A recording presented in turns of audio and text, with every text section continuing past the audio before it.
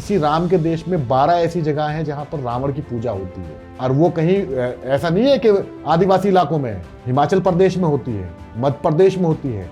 मध्य प्रदेश में लंबे समय से जो है भारतीय जनता पार्टी की सरकार है, राम भक्तों की सरकार है, यानी कि ये संविधान ने तो अधिकार दिया। आज के टाइम पे जो मुसलमानों के खिलाफ जितना उग्र भाषा का इस्तेमाल करेगा, मुसलमानों के खिलाफ जितना ज़्यादा नफरत बोएगा, उसको तरक्की मिल जाएगी। एक तरफ सरकार यूसीसी लेकर आती है, एसटी कम्युनिटी को बाहर निकाल देती है, फिर कहती है कि यूसीसी है। यूसीसी कहाँ है? आप सीधा कहिए कि ये एंटी मुस्लिम कानून लेकर आए हैं हम। आदाब, मुंसिफ टीवी के खास प्रोग्राम मुल्क मिल्लत और मसाइल में आप सभी का इस्तकबाल है। मैं हूं खुर्शीद रब्बानी। M3 में आज हम उठाने जा रहे हैं एक ऐसा सवाल जो सिर्फ मुसलमानों का नहीं बल्कि मुल्क का सवाल बन चुका है, यानी पूरे ही मुल्क का सवाल बन चुका है। शरीयत बड़ी या फिर संविधान, मजहब बड़ा या फिर मुल्क। हाल ही में मशहूर इस्लामिक स्कॉलर मुफ्ती शमाइल नदवी का एक वीडियो वायरल हुआ जिसमें उन्होंने कहा था कि मुसलमानों के लिए शरीयत भारत के आइन यानी संविधान से ऊपर है, और कुछ अदालतों के फैसलों को कुफ्र के अल्फाज तक उन्होंने कह दिया था। इस बयान के बाद देश में नए सिरे से बहस छिड़ गई कि क्या किसी भी धर्म का कानून इस देश के संविधान से ऊपर हो सकता है। एक तरफ वो आवाज़ें हैं जो कह रही हैं कि आस्था सबसे ऊपर है, अल्लाह के हुक्म या शरीयत को ही आखिरी माना जाएगा। दूसरी तरफ वो लोग हैं जो साफ कह रहे हैं कि भारत में 140 करोड़ लोगों के लिए आखिरी और सर्वोच्च दस्तावेज जो है वो सिर्फ और सिर्फ संविधान है। चाहे वो हिंदू हों, मुसलमान हों, सिख हों या फिर ईसाई या फिर किसी और मजहब के, तमाम के लिए सिर्फ संविधान ही आखिरी अल्फाज है और वही आखिरी सच्चाई है। मुफ्ती शमाइल नदवी जो हैं उनके कई सारे ऐसे जो बयान आए, उसके बाद बहुत सारे ऐसे बयान गर्दिश करने लगे जो गैर मुस्लिमों के थे, यानी हिंदू धर्म गुरुओं के थे। उनके बयान भी चर्चा में आ गए। हिंदू धर्म गुरुओं के भी कुछ ऐसे बयान थे जो चर्चा में आए जिनमें वो कहते सुने जा सकते हैं कि धर्म देश और संविधान से बड़ा है। आज चर्चा इसी मुद्दे पर करेंगे कि क्या भारत में ये चर्चा होनी चाहिए और इस चर्चा की ज़रूरत क्यों बार बार जो है इस तरह की बातें आती हैं। क्योंकि संविधान से ये मुल्क चल रहा है और चलता आया और आगे भी चलता रहेगा। क्यों बार बार ऐसे सवाल उठाकर कंट्रोवर्सी पैदा की जाती है और क्यों इख्तलाफात बढ़ाए जाते हैं, क्यों दूरियां बढ़ाई जाती हैं, क्यों गलतफहमियां बढ़ाई जाती हैं, इस मुद्दे पर चर्चा करेंगे। और इसका इस्लामी नुक्ता नज़र क्या है, इस्लामी नुक्ता नज़र से भी हम इस मसले को समझने की कोशिश करेंगे कि क्या टकराव है संविधान और शरीयत में, क्या कोई बीच का रास्ता हो सकता है, इस पर भी हम बात करेंगे। कई खास मेहमान हमारे साथ जुड़ चुके हैं। हमारे साथ इस्लामिक स्कॉलर मुफ्ती जाहिद अली साहब, आपका इस्तकबाल है। इनके अलावा MSO ऑफ इंडिया के चेयरमैन डॉक्टर शुजात अली कादरी साहब भी हमारे साथ हैं। साथ ही जाने माने पत्रकार वसीम अकरम तयागी साहब भी हमारे साथ जुड़ चुके हैं। मैं तमाम मेहमानों का इस्तकबाल करता हूँ और पहला सवाल मुफ्ती साहब आपसे हम करेंगे। मुफ्ती जाहिद साहब, क्या कुछ आप समझते हैं जो बयान आ रहे हैं? आपने देखा होगा कि जो मुफ्ती शमाइल नदवी साहब हैं उनका बयान एक सोशल मीडिया पर जो है वो वायरल हुआ और टीवी डिबेट्स हुई उसके ऊपर, और जिसमें वो साफ तौर पर कह रहे हैं कि शरीयत से ही मुसलमान जो है वो उसी को फॉलो करेगा और उसी से चलेगा। संविधान का कोई मतलब ना तो मतलब है और ना ही मुसलमानों के लिए उसका कोई मतलब जो है कोई वैल्यू है। और जो लोग कहते हैं कि मुल्क बड़ा, उन्हें समझना चाहिए मुल्क नहीं बल्कि इस्लाम बड़ा है। तो इस तरह की बातें हुई और फिर मैंने जैसे जिक्र किया कि बहुत सारे हिंदू धर्म गुरुओं के भी ऐसे बयान आए जिसमें वो साफ तौर पर, और जिम्मेदार धर्म गुरु थे वो, जिसमें वो साफ तौर पर कहते सुने जा सकते हैं कि धर्म से बड़ा नहीं है देश, यानी धर्म ही बड़ा है। तो क्या कहेंगे, ये जो पूरी कॉन्ट्रोवर्सी चल रही है कि मुल्क बड़ा या फिर धर्म, आइन बड़ा की शरीयत, कैसे इसको देखते हैं? जो मुस्लिम या गैर मुस्लिम मजहबी लोग हैं जी, जब वो बयान देते हैं तो हमेशा ये अंदाजा होता है कि या वो कॉन्स्टिट्यूशन को नहीं जानते या वो मजहब को नहीं जानते। सही। इसी तरह से जो आम लोग हैं वो जब मजहब को नहीं जानते या धर्म को नहीं पहचानते वो उस तरह का बयान देते हैं। बात असल में बुनियादी यह है कि इस्लाम क्या है और हिंदू धर्म क्या है। तो मैं 2 मिनट में अगर एक मिनट में याद करना चाहूंगा कि हिंदू धर्म में जो लफ्ज धर्म बोला जा रहा है तो धर्म का मतलब पूजा नहीं होता खाली। धर्म के माना इंसान की फितरत के मुताबिक और जिस चीज की जो खुसूसियत है उसके मुताबिक किसी चीज को ढालना या अमल करना, वो धर्म होता है। वो रिलीजियस भी हो सकता है, गैर रिलीजियस भी हो सकता है। दूसरी बात यह कि इस्लाम में दीन असल लफ्ज है, न कि मजहब। कुरान पाक में अल्लाह ताला ने इस्लाम को इन्नद दीन इंदल्लाहिल इस्लाम फरमाया है। तो मालूम यह हुआ कि दीन का लफ्ज है इस्लाम में, न कि मजहब का लफ्ज। दीन में दो पहलू होते हैं, एक का ताल्लुक अकीदे से है जिसको हम उसूल दीन कहते हैं, दूसरे का ताल्लुक जो है वो अमल से है जिसको हम फुरूए दीन कहते हैं। और फुरूए दीन का जो प्रैक्टिकल शेप है उसको मजहब भी कह दिया जाता है और मसलक भी कह दिया जाता है। दूसरी बात ये अर्ज करनी है मुझे कि जो आमतौर पर कॉन्स्टिट्यूशन पे बात करने वाले दुनियावी और गैर दुनियावी लोग और मजहबी लोग हैं, वो कॉन्स्टिट्यूशन को भी नहीं जानते, कॉन्स्टिट्यूशन ऑफ इंडिया को नहीं पहचानते। कॉन्स्टिट्यूशन सिर्फ आर्टिकल का नाम नहीं है, कॉन्स्टिट्यूशन वो कॉन्स्टिट्यूशन डिबेट्स भी हैं, वो रूह है, वो फ्रीडम स्ट्रगल है, वो सारी चीजें हैं जो कॉन्स्टिट्यूशन जिसके आर्टिकल जिसकी नुमाइंदगी करता है। इसमें बताना सिर्फ इतना है कि कॉन्स्टिट्यूशन का part 3 freedom of fundamental rights है जो आर्टिकल 12 से लेकर आर्टिकल 35 तक है।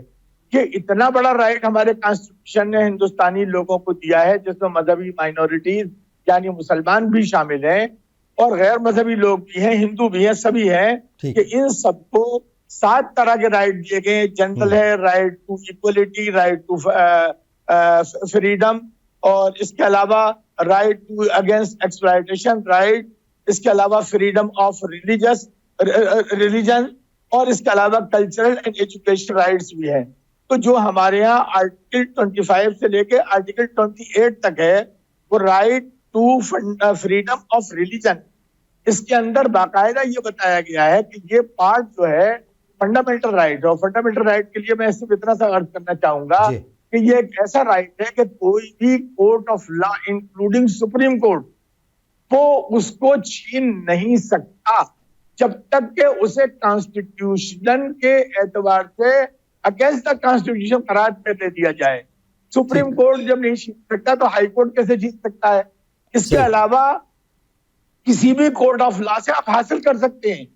तो जो लोग इसका 3 तरह के राइट्स होते हैं, एक होता है फंडामेंटल राइट, दूसरा होता है कॉन्स्टिट्यूशनल राइट और तीसरा होता है लीगल राइट। तो जो फंडामेंटल राइट है, रिलीजन की जो बुनियादी चीजें हैं जिसमें इस्लाम की हद है, वो फंडामेंटल राइट है और उसको कॉन्स्टिट्यूशन गारंटी दी गई है न छीनने की। जैसे मुसलमानों पर नमाज फर्ज है 5 वक्त, कोई कॉन्स्टिट्यूशन में ऐसा कानून नहीं बन सकता। और ये basic structure of the constitution है, ये भी सुप्रीम कोर्ट का फैसला है। सही basic structure of the constitution है कि उसके खिलाफ कोई कानून सुप्रीम कोर्ट या पार्लियामेंट नहीं बना सकती। तो जो लोग कॉन्स्टिट्यूशन को नहीं जानते या जो रिलीजन को नहीं जानते या जो इस्लाम को नहीं जानते, जो हिंदू धर्म को नहीं मानते, और मैंने चूंकि मजहब पढ़ाया है, दीनियात पढ़ाया है, इस्लाम पढ़ाया है, हिंदू धर्म भी पढ़ाया है, तो इसलिए मैं इसके बारे में थोड़ा बहुत जानता हूँ। ठीक है, डॉक्टर शुजात अली कादरी साहब कैसे इन बहसो मुबाहिसा को देखते हैं, इस चर्चा को देखते हैं? क्योंकि देखिए एक तरफ कॉन्स्टिट्यूशन है, दूसरी तरफ शरीयत है, और दोनों के हिसाब से जो है अपने अपने हिसाब से लोग चलते हैं। धार्मिक मान्यताओं के हिसाब से आपको ज़िंदगी गुजारने का जो हक है वो आईन ही देता है, वो कॉन्स्टिट्यूशन ही देता है, इसमें कहीं कोई दो राय नहीं है। तो फिर इस तरह की बहस से मुबाहिसा से मतलब जो है फिर नतीजा क्या निकलता है? दूरियाँ भी बढ़ती हैं, इसमें भी कहीं कोई दो राय नहीं है। किस तरीके से देखते हैं? जैसे मुफ्ती शमाइल का, हालांकि वो पुराना बयान है लेकिन अब वो गर्दिश कर रहा है सोशल मीडिया के ऊपर और वो सब जगह जो है वायरल हो रहा है, उसके ऊपर फिर तमाम चर्चाएं हो रही हैं। हालिया बहस चल पड़ी है कि शरीयत और जो नेशनल आइडेंटिटी है इसमें तजाद है, या सेकुलरिज़म जो है वो मौजूदा जो डेमोक्रेटिक ममालिक हैं उनके ख़िलाफ़ है। तो ये 5 चीज़ें हैं बेसिक जिनको लेकर के बहुत ही बहस व मुबाहिसा चलता है। उसमें से पहला लफ्ज़ सेकुलरिज़म है, दूसरा डेमोक्रेसी है, तीसरा जो है वो कॉन्स्टिट्यूशन है, चौथा शरिया है, और 5वां एक है नेशनलेस स्टेट का कॉन्सेप्ट जो है। मैं एक एक करके जब भी हम 2 सेगमेंट या 3 सेगमेंट में तीनों पर ये 5 पॉइंट पे बात करने की कोशिश करूँगा और रखने की कोशिश करूँगा कि दरअसल देखिए इस्लाम एक इवॉल्विंग मज़हब है, एक इवॉल्विंग है। बेसिक जो इस्लाम के जो टीनेट्स हैं वो अपने आप मौजूद हैं जो 1400 साल पहले थे और आज भी हैं। बाकी कस्टम में, कल्चर में आप देखेंगे हर लोकल, हर ज्योग्राफी का इस्लाम अलग नज़र आएगा। तुर्की का इस्लाम जो बेसिक है वही इंडिया का है, वही सऊदी अरब का है, लेकिन कल्चर, उसके साथ में कस्टम, उसके साथ में जो रहने सहने की, पहनने की, ओढ़ने की, नाम रखने की, वो हर जगह का अलग है, हर जगह का कॉन्स्टिट्यूशन भी अलग है। पहले जब ये 20वीं सदी में वर्ल्ड वॉर फर्स्ट का खात्मा हुआ, ऑटोमन एम्पायर का जो है वो खात्मा हुआ, उसके बाद में दुनिया तकसीम हुई और एक बॉर्डर बना, पासपोर्ट सिस्टम आया, उसके बाद में हर मुल्क ने तकरीबन अपना एक कॉन्स्टिट्यूशन बनाया।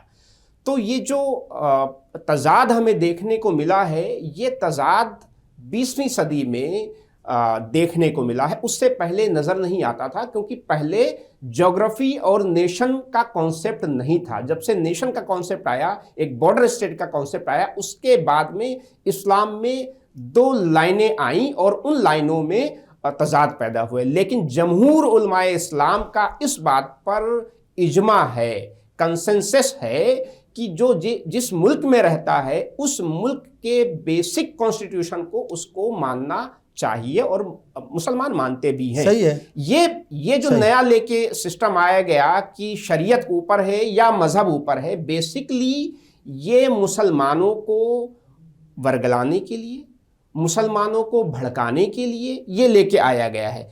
कॉन्स्टिट्यूशन कभी ये नहीं कहता कि आप, अच्छा शरिया है क्या? अगर आप देखेंगे तो शरीयत के अंदर 90% जो चीज़ें हैं वो एथिक्स से रिलेटेड हैं, मुसलमानों की व्यवहार से रिलेटेड हैं, उनके पर्सनल लॉज से रिलेटेड हैं, और ये सब हमारा कॉन्स्टिट्यूशन, ये सब हमारा हिंदुस्तान का आईन हमें देता है। तो ये जो शरीयत ऊपर है या शरीयत नीचे है, ये हिंदू राइट विंग की तरफ से उछाला गया शब्द है, जो मुसलमान जाने अनजाने में उसका शिकार हो रहे हैं। उनको इससे बचना चाहिए, एक बात। दूसरा बात ये देखिए, इस्लाम का, यहाँ मुफ्ती साहब मौजूद हैं, इस्लाम को अगर आप देखेंगे, मुफ्ती साहब करेक्ट करेंगे अगर मैं गलत हूँ यहाँ पे, तो इस्लाम क्या है, इंसान को बेहतर इंसान बनाने पे जोर देता है, उसके अखलाक को, किरदार को, स्पिरिचुअलिटी को हाई मोरल पे बनाने का जोर देता है। कहीं भी इस्लाम में स्टेट यानी आप राज्य कायम करें, इस पे जोर नहीं दिया गया है। 1-2 जगह उसकी मिसालें दी गई हैं कि आपके पास अगर पावर आ जाए तो आप गवर्न कैसे करें, उसको चलाएंगे कैसे, लेकिन इस सत्ता हथियाने का नाम इस्लाम ये नहीं दिया गया है। ये सब 20वीं सदी में आया है। बिल्कुल। तो एक और बात मैं यहाँ बता दूं, हाँ। कि देखिए जो ये कह रहे हैं शरीयत और इन सब की बात हो रही, देखिए यहाँ जब हुजूर पाक सरवरे काना सल्लल्लाहु ताला अलैहि वसल्लम मदीना शरीफ तशरीफ़ लाए हिजरत करके, तो आपने वहाँ एक स्टेट की स्थापना की, एक स्टेट बना, और उस स्टेट में क्रिश्चियंस भी थे। हाँ। बनु औस और खजरज, ये 2 बड़े कबीले थे वहाँ के, वो भी उसमें उस उम्मा में, उस यानी उसको उम्मा स्टेट का नाम दिया गया, उसको मीसाक़े मदीना के नाम से एक चार्टर बनाया गया। तो यानी उम्मा स्टेट जिसकी आज हम बात कर रहे हैं, उसमें सिर्फ मुसलमान उस वक्त नहीं था, उसमें यहूदी भी थे, उसमें ईसाई भी थे, और मूर्ति पूजा करने वाले लोग भी शामिल थे, और उन सब के बीच में एक ज्वाइंट पैक्ट हुआ था जिसको पैक्ट ऑफ मदीना बोलते थे, बोला जाता है। और उसमें ये एक शिक थी, एक पॉइंट ये था कि ये सारे कबीले जो हैं, अगर आउट ऑफ मदीना के बाहर का कोई आकर इन किसी भी कबीले पे हमला करेगा तो इस पूरे मदीना स्टेट पे हमला माना जाएगा और उसका वो जवाब दिया जाएगा। तो इस कॉन्सेप्ट को हमें थोड़ा ब्रॉडर वे में समझने की ज़रूरत है, और कोई, मुझे ऐसा नहीं लगता कि इनमें कोई तजाद है, बल्कि सिमिलरिटी है और एक रास्ता है जिसको हमें बाहर लाकर निकालना चाहिए और उसको समझना चाहिए। ठीक है। वसीम अकरम त्यागी साहब, कैसे देखते हैं, जैसे ये बयान आपने भी सुना, उसके ऊपर कमेंट भी किए, बहुत सारे लोगों ने लिखा, ट्विटर और तमाम जितने भी प्लेटफॉर्म हैं सोशल मीडिया के, और वो बयान घर घर तक पहुंचा, फिर उसके ऊपर टीवी डिबेट्स भी हुई है। तो लोग सवाल कर रहे हैं कि भाई ये मुसलमानों की तरफ से इस तरह की बातें क्यों होती है, शिद्दत पसंदी की बात है ये, और कैसे संविधान से ऊपर जो है वो शरीयत हो सकती है, या फिर जो है वो कैसे एक मुल्क से ऊपर कोई धर्म हो सकता है, कि जब मुल्क नहीं रहेगा तो फिर धर्म का क्या किया जाएगा। तो ये तमाम बातें हैं। फिर शरीयत का क्या, भाई शरीयत ली है आपने किसी मुल्क की तो उसके कायदे कानून तो मानने पड़ेंगे, है ना। तो कैसे इन तमाम चीज़ों को देखते हैं, चूंकि कहीं ना कहीं टकराव की स्थिति, टकराव के हालात पैदा होते हैं और गलत फहमियां भी बढ़ती हैं, दूरियां भी बढ़ती हैं। पिछले 1 दशक में जिस तरह के रवैया मुसलमानों के साथ रहा है, यहाँ पर अदालतों से लेकर के प्रशासन में सरकारों का रवैया रहा है, हो सकता है मुफ्ती साहब का जो बयान है वो उसको गुस्से का इजहार हो, ये हो सकता है, और या उनकी जो मंशा हो तो वो जाने। लेकिन इसमें थोड़ा सा मैं करना चाहूँगा, क्योंकि डॉक्टर अंबेडकर ने बॉम्बे असेंबली में कहा था कि जब गांधी जी से उनसे पहली मुलाकात हुई तो उन्होंने कहा था, गांधी जी ने कहा कि मुझे लगा कि मैंने गोलमेज सम्मेलन में आपका वो देखिए प्रस्ताव देखिए, आप तो बड़े देशभक्त हैं। उन्होंने कहा कि नहीं, मैं देशभक्त नहीं हूं, आप मुझे तो कांग्रेस देशद्रोही कहती है, और मैं उस मातृभूमि को, अपनी मातृभूमि और उस धर्म को अपना धर्म कैसे मान सकता हूं जिसमें हमारे साथ, हमारे लोगों के साथ कुत्ते बिल्लियों जैसा व्यवहार होता हो। यह डॉक्टर अंबेडकर का कथन है, जो इस देश के संविधान के निर्माता हैं। दूसरी बात उन्होंने ये कहा फिर आगे कि अगर, ये बॉम्बे असेंबली में उन्होंने कहा कि अगर मेरा हित और देश का हित कहीं टकराएगा तो मैं देश के हित को तरजीह दूंगा, और अगर मेरे समुदाय का हित और देश का हित कहीं टकराएगा तो मैं अपने समुदाय के हित को तरजीह दूंगा। अब आप इस बयान को देखिए, और फिर मुफ्ती साहब जो कह रहे हैं, और उसमें जिस तरह से बार बार जो दक्षिण पंथ है या जिस तरह से बहुसंख्यकवाद हावी होता जा रहा है संस्थाओं पर, अदालतों पर, प्रशासन पर, सरकारों में जिस तरह के फैसले लिए जा रहे हैं, उसे हो सकता है वो उससे क्षुब्ध हो और उससे नाराज होकर के या उसके गुस्से के इजहार में उन्होंने ये बयान दिया हो। लेकिन सवाल ये है कि सिर्फ मुफ्ती साहब का ही बयान क्यों? देवकीनंदन का बयान क्यों नहीं? सही, रामभद्राचार्य का बयान क्यों नहीं? प्रधानमंत्री मोदी कहते हैं छोटा भाई बागेश्वर वाले बाबा को, धीरेन्द्र कृष्ण शास्त्री को, और उन्होंने अभी पिछले दिनों यात्रा निकाली है दिल्ली से लेकर वृंदावन तक की, किस राष्ट्र बनाने के लिए? हिंदू राष्ट्र बनाने के लिए। क्या यह संविधान विरोधी बयान नहीं है? राजीव शुक्ला जो कांग्रेस के सांसद हैं, लंबे समय से सांसद हैं, उन्हें मुफ्ती साहब का बयान दिख गया, उन्होंने उस पर बहुत जल्दी कानूनी कार्रवाई की मांग कर दी।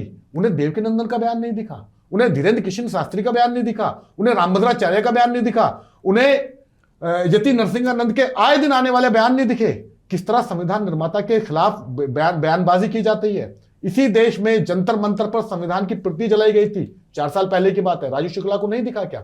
या जितने लोग हैं जिन्हें मुफ्ती साहब के बयान से तकलीफ पहुंची है, जिन्हें लगा कि ये तो संविधान के खिलाफ बयान है, ये तो देश के खिलाफ बयान है, क्या उन्हें वो बयान नहीं दिखे जो बयान अब से पहले दिए जाते रहे हैं? एक बयान को आप पकड़ लेंगे, उस पर आप बखेड़ा खड़ा कर देंगे, और उसी तरह से और उससे भी निचले दर्जे के बयान जब दिए जाते हैं दूसरे लोगों के द्वारा, तो वहां आप खामोशी इख्तियार कर लेते हैं। क्या इस मौन को क्या आपका अपराध ना माना जाए? या ये सवाल नहीं उठना चाहिए कि क्यों इसी एक ही तरह का बयान एक मुफ्ती देता है तो उसके खिलाफ आप बखेड़ा खड़ा कर देते हैं, दूसरे लोग देते हैं तो आप शांति इख्तियार कर लेते हैं, उनके सभाओं में जाते हैं। बड़े बड़े सेलिब्रिटी अभी इस यात्रा में शामिल नहीं हुए थे क्या? कौन छूटा ऐसा जो इस यात्रा में शामिल ना हुआ, जो यात्रा धीरेन्द्र कृष्ण शास्त्री ने निकाली थी?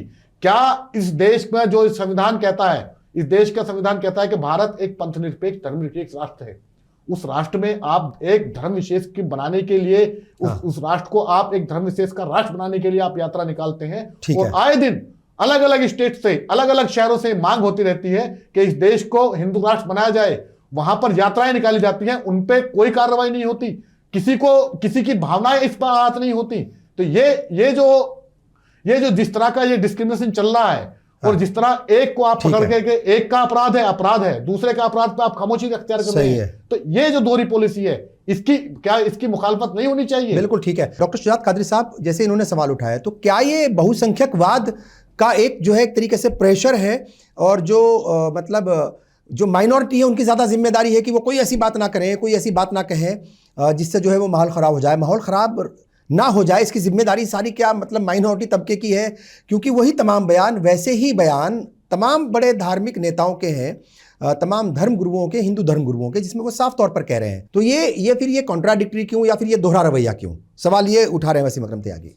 देखिए, ये इसमें किसी बात की कोई न सवाल खड़ा कर सकता है कि यकीनन पिछले 1 दशक से, जैसा कि वसीम साहब ने कहा कि देश में हमारे जो है वो डेमोक्रेसी के नाम पे, लोकतंत्र के नाम पे बहुसंख्यकवाद हावी हो रहा है।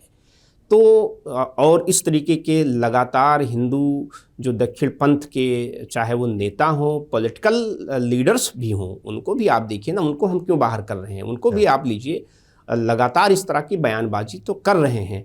और एक ये सस्ता सौदा हो गया है कि आज के टाइम पे जो मुसलमानों के ख़िलाफ़ जितना उग्र भाषा का इस्तेमाल करेगा, मुसलमानों के ख़िलाफ़ जितना ज़्यादा नफ़रत बोएगा, उसको तरक्की मिल जाएगी। एक बिल्कुल इन लोगों ने इनको एक टेस्ट कर लिया है, तरक्की पाने का एक ज़रिया है, तो वो ऐसी भाषा का इस्तेमाल कर रहे हैं।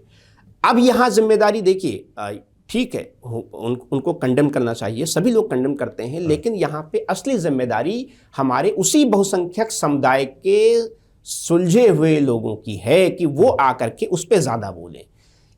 अगर वो बोलेंगे तो समाज में जो पोलराइजेशन है ना, उसका ख़तरा कम रहेगा। देखिए, हम भारत में रह रहे हैं, हमें एक चीज़ का ख्याल रखना चाहिए कि जिस समाज के अंदर जो गलतियां हैं, कमियां हैं, उसको उसी समाज से सुधार होना चाहिए।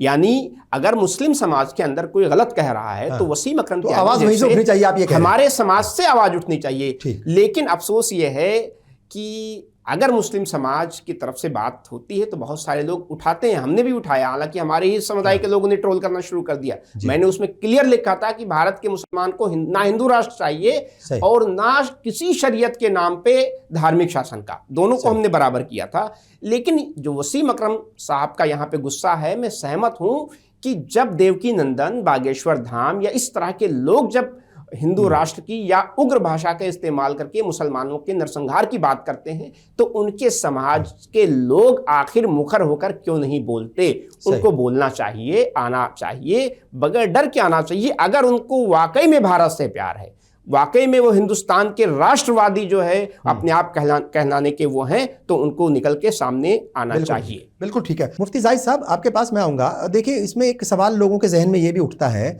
कि जैसे हम उत्तराखंड की बात करें, वहाँ पर यूसीसी लागू हो चुका है और यूसीसी के अंदर जो भी है, मतलब वो बहुत क्लियरिटी के साथ कह दिया कि भाई अगर आपका दीन या आपका मजहब या आपकी शरीयत 4 शादियों की इजाज़त दे रही है, लेकिन यहाँ इस स्टेट में, पर्टिकुलर स्टेट में, वो पॉलीगैमी की इजाज़त नहीं है।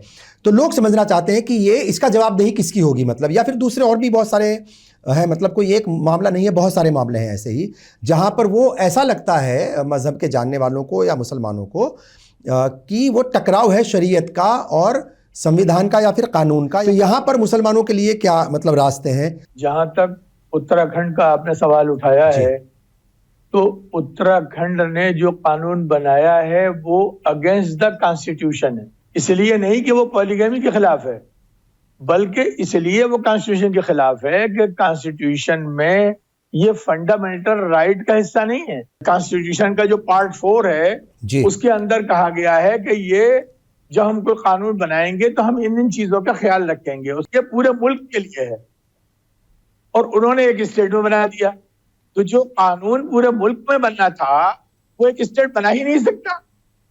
जब शुरू में ही ये लिखा गया है कि वो पूरे मुल्क के लिए बनेगा, जो आर्टिकल 44 है उसके अंदर ये रखा गया था कि वो जब बनेगा तो सारे मुल्क के लिए कॉमन सिविल कोड जो बनेगा वो पूरे मुल्क के लिए बनाया जाएगा। सही। और वो एक स्टेट का बना दिया, तो ये अगेंस्ट द कॉन्स्टिट्यूशन। नंबर 1, जहां तक पॉलीगैमी का ताल्लुक है, तो जो लोग इस्लाम के पॉलीगैमी के निजाम को नहीं समझते, वो असल में इसलिए नहीं समझते कि वो मौजूदा दौर का जो अभी नेशन स्टेट का दौर शुरू हुआ है, 20वीं सदी ही में एक तरह से ये कायदे से आया है। तो नेशन स्टेट वाले इस बात को इसलिए नहीं समझ सकते कि वो खुद एक कॉम्प्लिकेटेड टर्मिनोलॉजी है। तो ये जो नेशन स्टेट है उसके अंदर बहुत सी चीजें ऐसी हैं जो एक दूसरे के अगेंस्ट भी जाती हैं। तो ये नेशन स्टेट वाले जो इस तरह की बात करते हैं, तो वो पॉलीगैमी में इस्लाम जो है उसको देख लिया।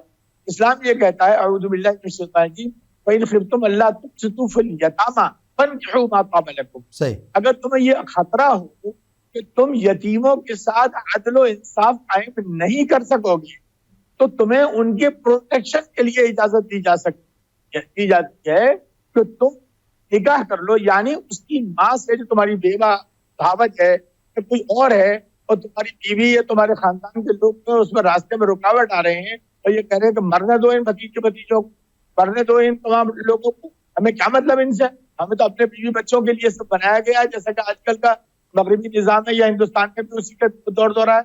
इस्लाम चूंकि कलेक्टिव वो है और उसमें जहाँ विरासत है वहाँ उसके साथ साथ नफका भी, तो नफका भतीजों का चचा पर होता है, और चचा जो है नफका करना चाहता है तो बीवियां जो है या और दूसरे लोग जो है वो आ जाते हो कि हम नहीं करने देंगे। तो अल्लाह ताला ने ऐसे नाजुक मौकों के लिए इजाजत दी कि अगर वो तुम्हारे जाया होने से का खतरा है तुम्हारे बच्चों का, तो ठीक तुम है। निकाह कर लो। ठीक। एक तरह की कोई मजबूरी आती है, हाँ। वहाँ इजाजत दी गई है। तो ये पॉलीगैमी को ना मुसलमान समझते हैं, ना उलमा सही तरीके से बताती है, ना कोई। एक बात और अर्ज करूंगा कि ये जो हमारा कॉन्स्टिट्यूशन है वो असलन जो कॉन्स्टिट्यूशन ऑफ मदीना था, जो अल्लाह के रसूल सब दुनिया में सबसे पहले रिटन कॉन्स्टिट्यूशन बनाया। इससे पहले दुनिया में कोई रिटन कॉन्स्टिट्यूशन नहीं बनाया गया तमाम मजहबों का। उसके अंदर यहूदी भी थे, उसमें ईसाई भी थे, उसमें अंसार के मुशरिक भी थे, अंसार मोमिन भी थे और मुहाजिरीन भी थे, और इसके अलावा भी जो इधर उधर के आगे लोग बस गए थे वो सब थे। और उन सब लोगों को एक मुल्क और एक उम्मत करार दिया गया था। और वो कॉन्स्टिट्यूशन ऑफ मदीना था। उस कॉन्स्टिट्यूशन ऑफ मदीना को सामने रखकर हमारे बुजुर्गों ने जो उसमें हिस्सा लिया कॉन्स्टिट्यूशन बनाने में, जो कॉन्स्टिट्यूशन की ड्राफ्टिंग कमेटी थी उसकी 7 कमेटियां थी, और उस सिलसिले में ड्राफ्टिंग कमेटी के सिर्फ चेयरमैन थे डॉक्टर अम्बेडकर। खाली अकेला उन्होंने नहीं किया, हमारे बुजुर्गों का भी उसमें सादुल्ला साहब का है और लोगों का है। तो उन सब लोगों ने मिलकर कॉन्स्टिट्यूशन बनाया। तो ये कॉन्स्टिट्यूशन जो हमारा इंडिया का कॉन्स्टिट्यूशन है, ठीक। इसमें मदीना के कॉन्स्टिट्यूशन का भी रिफ्लेक्शन मौजूद है बिल्कुल और पूरी तरह से हमारे इस्लाम के मुताबिक है ठीक कॉन्स्टिट्यूशन। है। एक आध को फैसले जो हमारे सुप्रीम कोर्ट या हाई कोर्ट, सुप्रीम कोर्ट ने तो नहीं किया शायद इसके अलावा, बाकी तमाम हाई कोर्टों ने किया है, वो अगेंस्ट द कॉन्स्टिट्यूशन है। अगर वो अगेंस्ट द इस्लाम है तो उसकी रेमेडी जाकर करा सकते हैं, हम इसको ठीक करा सकते हैं। ठीक है। शिवाजी सरकार, कैसे आप देखते हैं? देखिए, ये सिर्फ मुफ्ती शमाइल नदवी साहब का ही बयान नहीं है। उनका बयान आया और उसके बाद जो है हमने देखा सोशल मीडिया पर दूसरे धर्म के लोगों के, खासतौर से हिंदू धर्म के कई सारे मतलब जो जिम्मेदार थे और जिनकी मतलब एक पैठ है समाज में, उनके भी बयान हमने सुने, भले ही वो पुराने या नए बयान हो, वो भी साफ तौर पर कह रहे हैं कि उनके लिए धर्म बड़ा है, देश नहीं, संविधान नहीं। तो अलग अलग धर्म के लोग एक बयान दे रहे हैं, मगर टारगेट जो है किसी एक पर्टिकुलर आदमी को किया जा रहा है। कैसे इस पूरे मामले को आप देख रहे हैं? आपका सवाल बहुत वाजिब है जी। और जिन लोगों ने इस सवाल को उठाया है, मैं समझता हूं उनको भी सोच समझ कर बात करना चाहिए कि सवाल इस तरह के उठाए जा रहे हैं। कहीं पर यह मान लिया गया है कि हिंदुस्तान में कोई एक पार्टी है या कोई एक संगठन है या कुछ लोग हैं जिनको हिंदुओं ने पूरा हिंदू होने का ठेका दे रखा है। मैं समझता हूं सारी गलतफहमियां वहां से आ रही। हिंदुओं ने कभी किसी को भी अपना ठेका नहीं दिया। हिंदू एक ऐसा धर्म है हाँ। और हिंदू लोग इस तरह के लोग हैं जो उनके धर्म को मान भी लीजिए कि उनका एक धर्म है जी। उसमें वो आजाद है।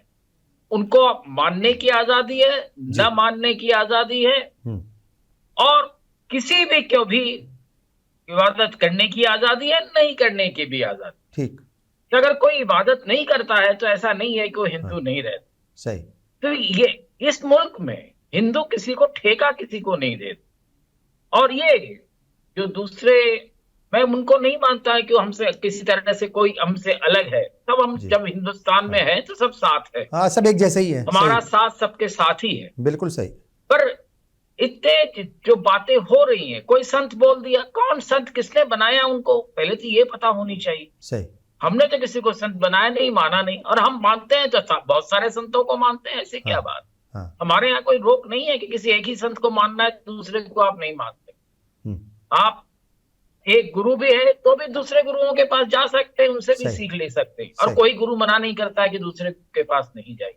तो यहाँ तो एक आजाद ख्याल की बात है। और उसमें अगर कोई कहता है या सोचता है कि फलाने ने ये कह दिया या उस पार्टी ने ये कह दिया या उस संगठन ने ये कह दिया, तो उससे वो खतरे में आ गए, मैं ये नहीं मानता। हाँ, ये जरूर है कि कुछ वक्त से कुछ लोग जो है वो ना तो हिंदुओं का साथ होता तो हिंदुओं के मंदिरें क्यों तोड़ते। अगर सबसे ज्यादा किसी वक्त हिंदुओं का मंदिर तोड़ा गया है जी, छोड़ दे, औरंगजेब ने कितने तोड़े? 1 तोड़े होंगे, 2 तोड़े होंगे, 5 तोड़े होंगे। पर पिछले कुछ सालों में हजारों मंदिरें तोड़ दिए गए, और ऐसे ऐसे जगह तोड़े गए जो हिंदुओं के हिसाब से उनके सबसे बड़े तीर्थ स्थान है। तो अगर हिंदुओं के इतने हिमायती होते तो हिंदुओं के मंदिर क्यों तोड़ते? तो हिंदू उनको अपने हिमायती नहीं मानता है।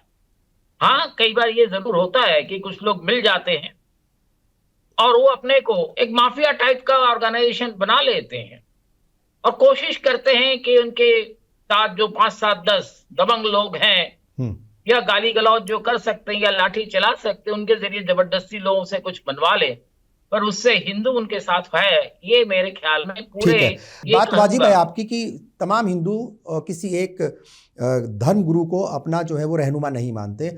तो वैसे तो मुसलमानों के साथ भी है। ये 27 साल के आलिम हैं, मुफ्ती हैं, और इस बहस से पहले बहुत सारे लोग इनको नहीं जानते थे। यूट्यूब के ऊपर भी इनके मतलब तकरीबन 1.5 लाख के करीब फॉलोवर थे। इंस्टाग्राम के ऊपर भी कुछ 1 लाख फॉलोवर थे, अब वो 3 मिलियन तक पहुंच चुके हैं। तो ये भी सुर्खियों में आए एक डिबेट के बाद। तो ये भी पूरी कौम के ना तो रहनुमा हैं, ना रहबर हैं, और ना ही आवाज़ है कि भाई इन्होंने जो कह दिया वही कौम ने मान लिया। तो ये बातों तो तमाम लोगों के ऊपर है, और ये तमाम ज़्यादातर देखा जाता है तमाम धर्म के लोग जो हैं वो किसी एक को मतलब मान ही नहीं सकते। हाँ, जहाँ तक महापुरुषों की बात है या पैगंबर की बात है या किसी मतलब अवतार की बात है, वो एक अलग कहानी है। मगर आज के दौर में किसी एक आलिम को या किसी एक धर्म गुरु को हर कोई अपना मान ले, ऐसा मुमकिन नहीं है। ये बात बिल्कुल सही है आपकी, और ये बात मुसलमानों के ऊपर भी लागू होती है।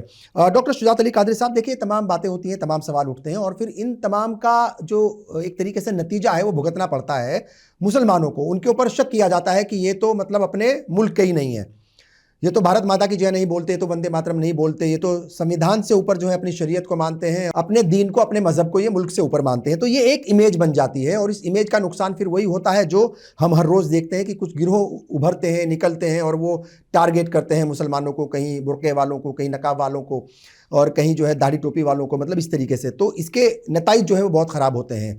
आलिम जो हैं या जो भी धर्म गुरु हैं वो ये नहीं सोचते बोलने से पहले कि नतीजा क्या होगा, असर क्या होगा इसका। देखिए, बिल्कुल आपकी बात सही है। हमारे यहाँ जो भी जिम्मेदार हैं, देखिए आजकल मीडिया और सोशल मीडिया का दौर है। आप जो बोलते हैं वो पूरी दुनिया में 2 मिनट के अंदर फैल जाता है। तो हम क्या बोल रहे हैं, खासकर ऐसे सेंसिटिव इश्यूज़ पर, उस पर हमें ध्यान रखना चाहिए। हाँ। एक चीज़। दूसरी चीज़ ये देखिए, कहीं ना कहीं हमारी ये कमज़ोरी रही है, हमारी ये कमी रही है कि हम जो ये 4-5 शब्दावली हैं, सेकुलरिज्म, डेमोक्रेसी, संविधान, कंसेप्ट ऑफ उम्मा, इसको हम सही से ना खुद समझे हैं, ना मुसलमानों को समझा पाए हैं, ना पूरी कम्युनिटी को जो हिंदुस्तान में दूसरी बिरादरी उसको समझा पाने में सफल रहे हैं। अगर इन 4-5 शब्दावलियों को जो ये दक्षिणपंथी राजनीति करने वाले लोग उठाते हैं, अगर हम इसको सही से समझा देते, इवन कुफ्र और काफिर का लफ्ज़ भी अगर हम सही से मीनिंग नहीं समझा पाए हैं, अगर ये हम समझा देते, तो मुझे लगता है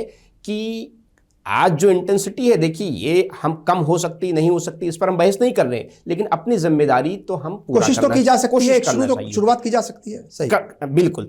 अब मैं जरा ब्रीफ में 2 मिनट में इन्हीं 3-4 शब्दावलियों को कैसे इस्लाम के ऐन मुताबिकत रखते हैं उस पर मैं बात करूंगा। देखिए, सबसे पहले सेकुलरिज्म। सेकुलरिज्म का क्या मतलब है कि स्टेट का कोई रिलीजन नहीं होगा। स्टेट जो है वो सभी रिलीजन के लिए न्यूट्रल होगा। सही। तो ये इस्लाम के खिलाफ नहीं, ऐन इस्लाम के मुआफिक है, मुताबिकत रखता है। मुफ्ती साहब बैठे हैं, क्या इस्लाम में कहा गया? ला इकराहा फिद्दीन। इस्लाम में कोई जोर ज़बरदस्ती नहीं है ना। तो यही तो सेकुलरिज्म है। तो हमारे इसको मैं तो एक ब्रीफ में यहाँ कर रहा हूँ, हमारे मुफ्तियान इकराम को, उलमा इकराम को इस पर मज़ीद डिस्कशन करके, डिबेट करके इसको मजीद जो है एलेबोरेट करने की, समझाने की ज़रूरत है। अब आ जाइए दूसरा, डेमोक्रेसी। अक्सर ये बताया गया है कि साहब डेमोक्रेसी हराम है, इसमें हिस्सा लेना, वोट देना एक ज़माने तक हराम करार दिया। इवन जमात इस्लामी जो हिंदुस्तान पाकिस्तान में अब इलेक्शन लड़ रही है दोनों जगह, एक ज़माने तक उनके यहाँ रिटर्न में था कि डेमोक्रेसी, ये जो मौजूदा डेमोक्रेसी है, इसमें इलेक्शन में हिस्सा नहीं ले सकते, ये हराम है। आज बांग्लादेश में सबसे बड़ी पावर बन रही है वो। तो अब कैसे जायज़ हो गया? जब पहले हराम था, 20 साल 30 साल पहले हराम था, अब कैसे जायज हो गया? तो जबकि पैगंबर सल्लल्लाहु अलैहि वसल्लम के बाद ना तो कोई पैगंबर आ सकता था और ना कहीं वही आई।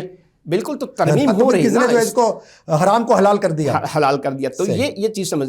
अब क्या है, देखिए साहब, इस डेमोक्रेसी क्या है? डेमोक्रेसी और इस्लाम बिल्कुल ऐन मुताबिकत है। इस्लाम का मेन जो थीम है वो कंसल्टेशन पर है, शूरा पर है ना। मुफ्ती साहब यहाँ बताएंगे, मुझे अरबी के वर्ड नहीं याद आ रहे हैं क्या है, कि आप जो कोई ऐसा मामला है जिसमें कुरान, हदीस और सहाबा किराम की ज़िंदगी से उसका ना हो, तो आप क्या करिए कि आपस में कंसल्टेशन करके, और जो इजमा जिस पर हो, जिस पर अक्सरियत हो, वो आपका कानून बन जाएगा। एक चीज़। दूसरा क्या है?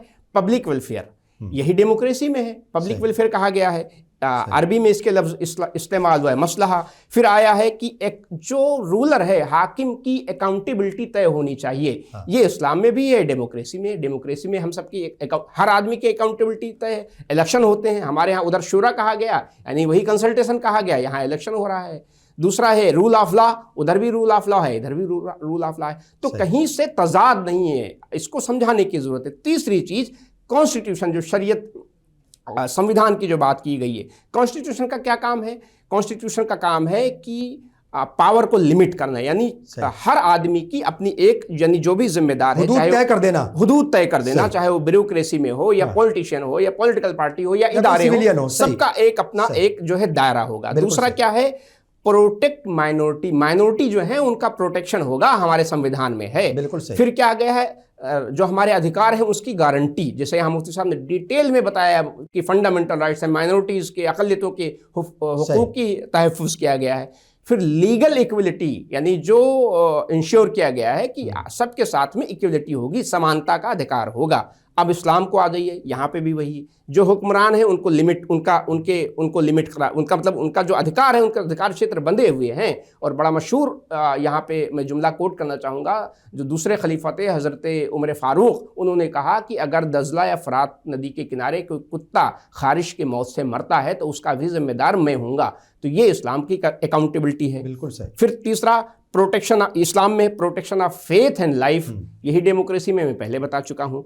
फिर डिग्निटी, जो इंसान की एक डिग्निटी है उसको कायम रखना चाहे, हमारे तो प्रेम्बल में भी डिग्निटी लफ्ज़ शामिल किया गया है। तो कहाँ से तजाद है? मुझे तो यही समझ में नहीं आ रहा है कि तजाद की कोई बात नहीं। इसको ज़रा सा हमारे जो बड़े उलमा हैं उनको समझाने की ज़रूरत है कि डेमोक्रेसी, सेकुलरिज्म, कॉन्स्टिट्यूशन, ये ऐन जो है वो जो कॉन्स्टिट्यूशन है, जो संविधान है उसके या इसके मुताबिकत रखते हैं, सिमिलरिटी रखते हैं। वसीम अकरम त्यागी साहब, आप कैसे देखते हैं? देखिए बहुत सारी चीज़ें हुई हैं, ट्रिपल तलाक वाला मामला आया, और अभी रिसेंटली तो वक्फ का मामला है, और बाकी शरीयत के बहुत सारे ऐसे इश्यूज़ हैं जिनके ऊपर जो है वो मतलब ऐसा लगता है मुसलमानों को, और वो बहुत सारे मामलों में दिखता भी है कि वो जानबूझ करके टारगेट किया जा रहा है। जैसे यूसीसी भी एक लेटेस्ट एग्जांपल है, और कई सारे ऐसे स्टेट है जहाँ पर मतलब जो है वो माइनॉरिटी कम्युनिटी को, खासतौर से मुसलमानों को, उनके लिए अलग अल्फाज का इस्तेमाल किया जाता है, उनको एक तरीके से मतलब नीचा दिखाने की कोशिश की जाती है, और वो लोग करते हैं जो जिम्मेदार हैं, हेड ऑफ द स्टेट हैं। तो ये गुस्सा एक तरीके से दिख रहा था, क्योंकि टकराव जो है वो कैसे कर सकता है? टकराव तो हो नहीं सकता, टकराव पैदा करके उसके नतीजे भी कुछ नहीं निकलने वाले। तो इसका ये जो मुफ्ती साहब के जो भी मतलब तासुरात थे या जो भी उनका बयान था, उसका असर नौजवानों पर भी पड़ता है। तो उनको कैसे लिया जाए? नौजवान कैसे लेंगे उसको?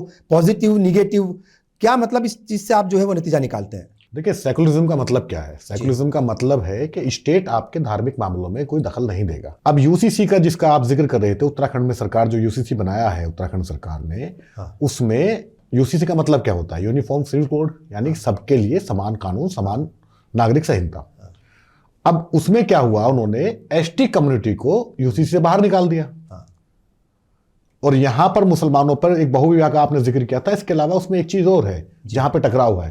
टकराव कहां है? इद्दत के इद्दत वाले विरासत में मतलब जो है वो गोद लेते हैं, बच्चा गोद लेते हैं, उस पर भी है। तो उस पे वो कानून ले आए।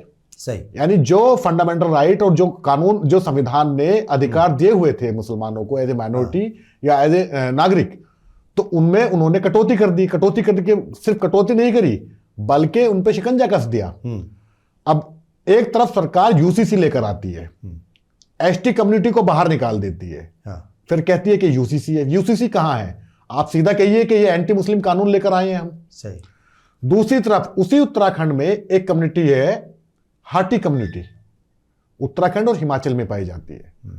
वहां पर ये आदिवासी में आती है, हाटी कम्युनिटी। वहां पर अगर घर में 4 बेटे हैं तो एक की शादी होगी, और बाकी की वो एक की जो शादी दुल्हन होगी वही उन तीनों की दुल्हन होगी, ताकि प्रॉपर्टी में बंटवारा ना हो सके। इसे जोड़ीदार प्रथा कहते हैं, और ये प्रचलित है लंबे समय से। आप महिला अधिकारों की बात कर रहे थे यूसीसी के नाम पर, ट्रिपल तलाक के नाम पर, तो आपको महिलाओं के अधिकार यहां नहीं दिखे क्या? लेकिन वहां पर आपको आजादी है, क्योंकि ये आजादी आपको संविधान ने दी है। इस संविधान की जो खूबसूरती है वो ये है कि यहाँ आस्तिक रह सकता है, नास्तिक रह सकता है। सही। आपको जिसको पूजना है उसकी इबादत कर सकते हैं आप। नहीं पूजना है तो भी आप पे कोई दंड नहीं है, आपका वेलकम है, कोई सजा नहीं है। सही। इस देश में जहां पर ये कहते हैं भारतीय जनता पार्टी के लोग या दूसरे लोग कि ये राम का देश है, भले ही बाहर विदेश में जाकर के कहते हो कि बुद्ध और गांधी का देश है, लेकिन यहां जब कहते हैं कि राम का देश है, इसी राम के देश में 12 ऐसी जगह हैं जहां पर रावण की पूजा होती है। और वो कहीं ऐसा नहीं है कि आदिवासी इलाकों में है, हिमाचल प्रदेश में होती है, मध्य प्रदेश में होती है। मध्य प्रदेश में लंबे समय से जो है भारतीय जनता पार्टी की सरकार है, राम भक्तों की सरकार है। उत्तर प्रदेश में होती है, नोएडा में, बिसरख में, जो नोएडा में गांव है बिसरख, यहां पर रावण की पूजा होती है। यानी कि ये संविधान ने तो अधिकार दिया कि आप राम को भी पूज सकते हैं। राम को जिनकी आस्था राम में है वो राम को पूजें, जिनकी आस्था राम में नहीं है वो जिसमें जिसकी आस्था है वो उसको पूजे। बिल्कुल सही। लेकिन उस पर किसी को कोई आपत्ति नहीं है। आपत्ति किस चीज पे है? आपत्ति है मुसलमानों के अधिकार छीनने हैं। तो मुफ्ती साहब का जो बयान था वो ये था कि टकराव यहां पे हो रहा है। जब आप क्या ये जानबूझ करके टारगेट किया जा रहा है? क्या ये टारगेट नहीं किया गया? सही। क्या बताइए, यूसीसी ला करके आपने शरीयत में दखल नहीं दी क्या? सही। आपने जो बहुविवाह का मामला था, पहले तो कोई 4 शादी नहीं कर रहा कोई मुसलमान, जो कर रहा है ईसाई कम्युनिटी में होती है 4 शादियां। आप रोक दिखाइए। हमारे दोस्त हैं अरुणाचल प्रदेश के एमएलए भारतीय जनता पार्टी के, 4 शादियां हैं, ईसाई कम्युनिटी से आते हैं, आप रोक के दिखाइए। ठीक है। आप दिक्कत क्या है? आप कहते हैं कि हम समान कानून लेकर आ रहे हैं और दखल देते हैं पर्टिकुलर एक कम्युनिटी या फिर एक इस्लाम के मानने वालों, मुसलमान। कल को आप कहेंगे कि ये जीव हत्या पाप है, कुर्बानी मत कीजिए, तो क्या आप क्या इसको रिवोल्ट नहीं करेंगे? सही। क्या ये शरीयत में दखल नहीं होगा? ठीक है। आपने और आप क्या नहीं कर रहे हैं? आप बताइए, कोई कानून तो है नहीं इस देश में। इस तरह का तो कोई कानून है नहीं कि आप नवरात्रों में मीट की दुकानें नहीं खोल सकते, या आप कांवड़ यात्रा में मीट की दुकानें नहीं खोल सकते। ये कोई लिखित कानून नहीं है। सही। लेकिन ये सब चल रहा है, बहुसंख्यकवाद की चपेट में है और ये चल रहा है। आप अच्छा, मीट की दुकानें तो बंद हो जाएंगी, लेकिन जो बड़े-बड़े जो है मतलब जो मल्टीनेशनल कंपनीज जो स्लॉटर हाउस आउटलेट्स है वो बंद नहीं होंगे, मीट वाले एक्सपोर्ट होता है वहां आप अब कोई कानून नहीं है। ये कानून ये भी नहीं है कि मंगल के दिन आप नॉनवेज नहीं खरीद सकते, नॉनवेज की दुकानें आप नहीं। यानी कि जो बहुसंख्यक चाहता है, मिसाल के तौर पे कि हम मंगलवार को नहीं खाएंगे तो आप भी मत खाइए, हम नवरात्रों में नहीं खाएंगे तो आप भी मत खाइए, हम कांवड़ यात्रा में नहीं खाएंगे। आप कह रहे हैं कि जो बहुसंख्यक उनकी जो सोच है वो थोपी जा रही है, वो थोपी जा रही है, और थोपने के साथ साथ में वो गुस्सा निकलता है। क्या ये गुस्सा नहीं है? तो मैंने शुरुआत में जो जिक्र किया था डॉक्टर भीमराव अंबेडकर साहब का, क्योंकि वक्त की कमी है, मैं उसको फिर दोहराता हूं। डॉक्टर भीमराव अंबेडकर साहब ने महात्मा गांधी से कहा था कि अगर मेरा हित और देश का हित कहीं टकराएगा तो मैं देश के अपना हित त्याग दूंगा, देश के हित के साथ खड़ा हो जाऊंगा। लेकिन अगर ये पॉइंट भी तो है भाई, ये संविधान क्या कम्युनिटी का हित, क्या कम्युनिटी का, आप सीए एनआरसी वाला कानून है, क्या एक पर्टिकुलर एक कम्युनिटी को टारगेट करने के लिए नहीं है? तो क्या करे वो कम्युनिटी, उसके खिलाफ ना बोले। ठीक है, बिल्कुल ठीक है। अच्छा मुफ्ती जाहिद साहब, देखिए ये तमाम चीज़ें हैं और ये टकराव है कि नहीं है, ये अपनी जगह है और बहुत सारी जगह वाजिब सवाल भी होते हैं, इसमें कहीं कोई दो राय नहीं है। मगर पॉलिटिक्स जो है वो इस कदर हावी हो गई है कि वो फिर सियासत और ज़्यादा होने लगती है और उसका पॉलिटिकली मतलब एक तरीके से फ़ायदा उठाने के लिए इन बयानात को फिर मतलब टेलीविज़न पर भी चर्चा होती है और निगेटिव अंदाज में चर्चा होती है। और जैसा मैंने पहले ही कहा कि दूसरे धर्म गुरु बोल रहे हैं, हिंदू धर्म गुरु बोल रहे हैं, और बड़े बड़े जो रसूखदार हैं, जिनकी इमेज भी है, जिनका इम्पैक्ट भी है, उनके बयान पर कोई ना तो एक्शन होगा ना रिएक्शन होगा, कुछ नहीं होगा, मतलब टारगेट एक को किया जाएगा क्योंकि सियासत है। तो अल्टीमेटली ये पूरा खेल सियासी बन चुका है। बिल्कुल, इसमें कोई शक नहीं है कि मजहब को सियासत के लिए इस्तेमाल किया जा रहा है, न कि मजहब की पाकीज़ा तालीमात से सियासत को पाकीज़ा बनाया जाए, ये उल्टा किया जा रहा है। लेकिन इसमें एक बात अर्ज करना चाहता हूं, जैसा कि मैंने अभी अर्ज किया था कि कोई कानून अगर पार्लियामेंट पास करती है तो ये भी हो सकता है कि वो कॉन्स्टिट्यूशन के खिलाफ हो और कॉन्स्टिट्यूशन में दी हुई किसी गारंटी के खिलाफ हो। अगर वो उसके खिलाफ होगा तो वो कॉन्स्टिट्यूशन के मुताबिक नहीं हुआ पार्लियामेंट के बनाने के बावजूद। इसी तरह कोई स्टेट बना दे तो अभी वो अगर मजहब के खिलाफ है, यानी उसकी गारंटी के खिलाफ है जो मजहब में दी गई थी, तो वो भी कॉन्स्टिट्यूशन के भी खिलाफ है। वो खाली मजहब के खिलाफ नहीं है, वो कॉन्स्टिट्यूशन के भी खिलाफ है। अब जो क्रिमिनलाइजेशन ऑफ तलाक फॉर मुस्लिम ओनली, ये कॉन्स्टिट्यूशन के खिलाफ, कॉन्स्टिट्यूशन में ऐसी कोई गुंजाइश नहीं है कि आप किसी एक कम्युनिटी को क्रिमिनलाइज बना दें किसी एक काम के लिए और बाकी कम्युनिटी के लिए वो क्रिमिनलाइज ना हो। तो ये मुसलमानों के खिलाफ जो किया गया कि against the constitution of India है। और इस सिलसिले में इसीलिए फर्क हुआ था, 5 लोगों की जो कॉन्स्टिट्यूशनल बेंच थी उसमें 3 लोग एक तरफ चले गए थे, ठीक है, और 2 लोग एक तरफ चले गए थे, और जो हमारे चीफ जस्टिस ऑफ इंडिया थे सरदार जी, वो भी हमारे फेवर में आए थे कि नहीं ये गलत है और ये जो किया गया है ये गलत है। हालांकि उन्होंने 3 तलाक के फेवर किया था, मैं 3 तलाक के फेवर की बात नहीं कर रहा हूँ। इस एक इस्लाम में असलन एक ही तलाक है, एक इद्दत में सिर्फ एक तलाक हो सकती है। उसके सिलसिले में जो अलग अलग इंटरप्रिटेशन है वो इंटरप्रिटेशन की वजह से टकराव हुआ, और इसमें फिर अलग से बात मैं करूंगा।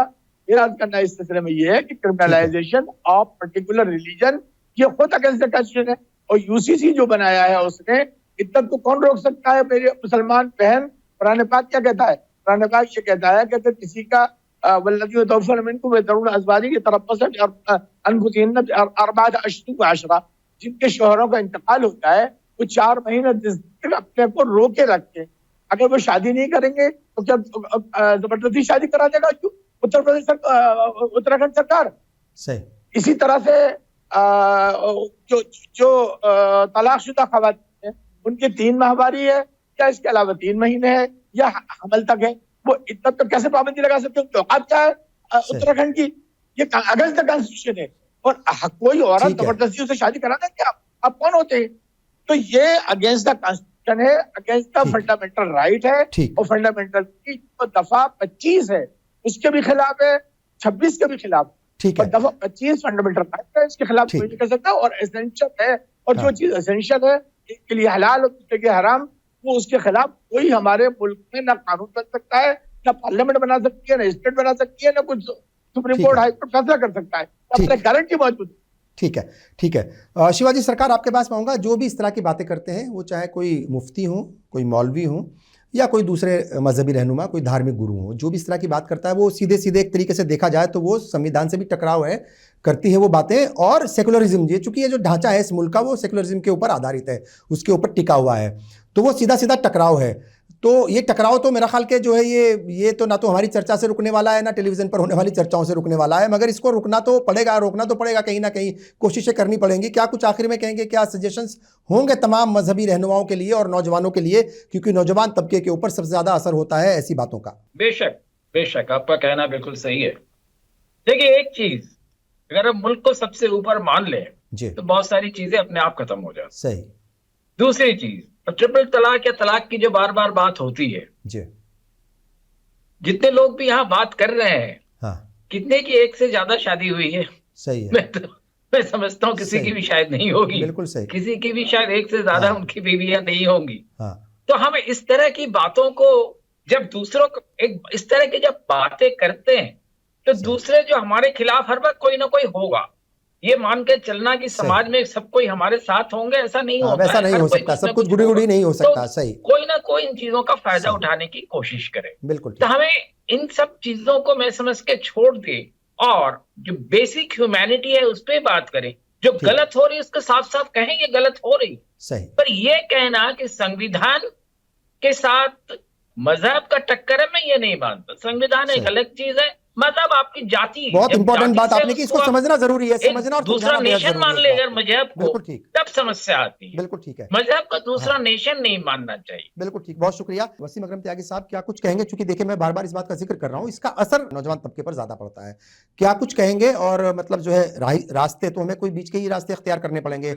बहुत ज्यादा शिद्दत पसंदी ना इधर की ना उधर की वो नहीं चल सकती, ना उसका फायदा ना मुल्क को है ना किसी कौम को है। क्या कहेंगे आखिर में, चूंकि वक्त की कमी है उसका ख्याल रखते हुए? शिद्दत पसंदी का फायदा भले ही बहुसंख्यक कम्युनिटी उसको हो जाए, लेकिन माइनॉरिटी को तो किसी भी हाल में होने वाला नहीं है। बिल्कुल। उसे तो नुकसान ही होना है। जहां तक संविधान और शरीयत की बात थी, जो आप कह रहे थे, मैं उसमें बहुत कम समय लूंगा। देखिए, संविधान है आपको इस देश में नागरिक के तौर पर आपको कैसे जीवन गुजारना है, ये आपको संविधान ने आपको अधिकार दिए हुए हैं।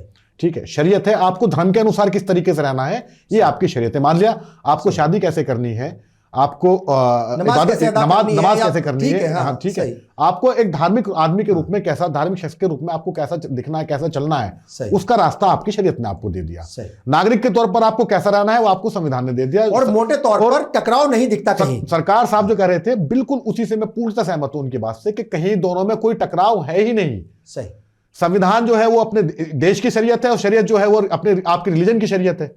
अगर इन चीजों को देखा जाए तो ये हो सकता है। सही। तो इसमें कोई टकराव की स्थिति पैदा करने की कोई जरूरत है ही नहीं। और ना की जाए, ठीक।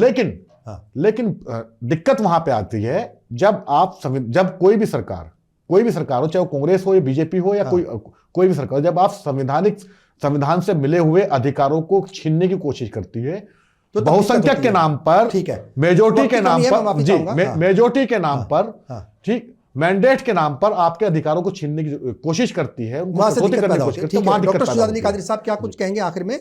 40 से 50 सेकंड मैक्सिमम। हमारे जो उलमा बिरादरी, जो हमारे थिंकर हैं, मुसलमानों की मैं बात कर रहा हूं, उनको ऐसे शब्दावली जो आज बहुसंख्यक समुदाय उसका इस्तेमाल करके इस्लामोफोबिया को बढ़ा रहा है, उसको समझाने की ज़रूरत है। एक बात। दूसरा ये कि मुसलमान, जब देखिए अभी देखा हमने पूरे मुल्क में देश बचाओ संविधान बचाओ, मुसलमानों ने कई जगह रैलियां आयोजित की, जलसे जुलूस किए। तो अगर कोई हमारी कम्युनिटी से ऐसा मौलाना हो या आदमी हो या जाहिल हो, कोई भी हो, अगर वो ऐसी कोई बात करता है जो कॉन्स्टिट्यूशन के खिलाफ है या कॉन्स्टिट्यूशन के उस पर है, तो फिर आप इतनी रैलियां की, उसका क्या फायदा हुआ जब यहाँ आवाज नहीं उठा रहे? तो आपको उसी जोर और हिम्मत के साथ आवाज उठानी चाहिए जैसा कि आप रैली कर रहे थे। बात को समझ करके आवाज जरूर उठानी चाहिए अगर कुछ गलत है तो। चलिए, मैं बहुत बहुत शुक्रिया अदा करता हूं तमाम मेहमानों का। जाहिर तौर पर ये एक अहम मुद्दा था, अहम मुद्दे पर चर्चा हो रही थी, अहम लोगों के साथ चर्चा हो रही थी, और इंपॉर्टेंट बात ये है कि नेशन फर्स्ट, संविधान फर्स्ट, क्योंकि ना तो देश और ना ही संविधान, इसका कोई टकराव है ना दीन से, ना मजहब से, और ना ही शरीयत से। और ये जिम्मेदारी ज़रूर है उन तमाम लोगों की जिनके हाथ में सिस्टम है कि वो सबके साथ इंसाफ करें, सबके साथ जो है ईमानदाराना रवैया अपनाएं। मैं तमाम मेहमानों का एक बार फिर शुक्रिया अदा करता हूँ, तमाम नाजरीन का भी शुक्रिया। फिलहाल मुझे और पूरी टीम को दीजिए इजाज़त।